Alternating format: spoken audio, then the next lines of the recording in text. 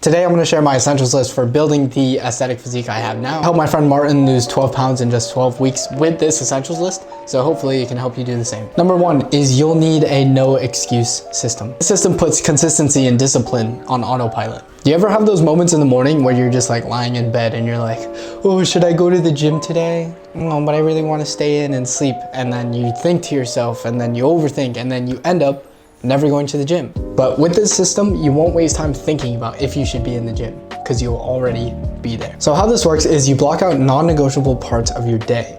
So the same way you have your class schedule if you're a student, or if you're at work, you have meeting times. You do the same for your workouts. So you would block out a time maybe from 5 p.m. to 6 p.m. to go work out. And this would be a non-negotiable period so that no matter what happens, you have to go work out at this time. That way, you know at this specific time, you need to be doing this. And there's no guesswork of like, oh, I could go later when my friends go. Oh, I could go some other time. No, you have to go at the time that you set for yourself. And there's no room for negotiation. Unless like your dog gets hit by a truck or something and you absolutely cannot go. But other than that, you have to go. This is the no excuse system. There's no room for negotiation. There's no time for thinking about if you should go or if you should stay in today, because you know at this time you need to be at the gym.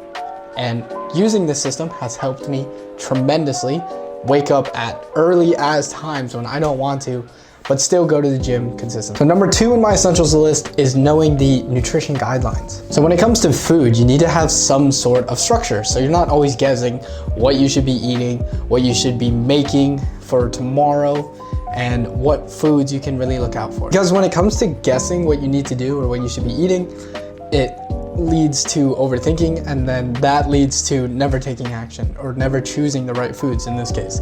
So this is the same for the training like I just explained, and that's what the no excuse system fights against. So for this one, we also want to reduce the guesswork. And the way that you can do that is by having some nutrition guidelines to follow. For your meals, you need three main parts: protein, carbs, and fats. Instead of worrying about using apps like MyFitnessPal to track all your calories to see if you're hitting the correct macros, here's an easier way to do that without having to track stuff. So take your plate and then take your hand and measure. So your protein should be about your palm size, and then your carbs should be about fist size, and then your fats should be about your thumb size. Of course, these aren't exact and they won't give you the exact macros, but I actually prefer this because that way I don't need to track every single calorie and it's annoying. So this way it just makes it very easy to get basic estimates. Of course, they're not going to be exact, but I assume you're not training for like a bodybuilding competition or anything like that. You're just trying to get in shape. So estimates are perfectly fine. And another guideline is to stay away from processed foods. Processed foods are hard to calculate because they're so calorie dense. Because you know how like a McDonald's Big Mac can have the same amount of calories as like a massive chicken and rice bowl? That's because the Big Mac is more calorie dense. So even though it's smaller, it has way more calories. So I would opt in for more well-balanced whole meals rather than processed foods. But I don't want you to completely cut them out if you really enjoy them. I know it's hard. So rather than trying to cut them out completely cold turkey, just reduce them. All right, and the last thing for nutrition guidelines is to make rules for yourself.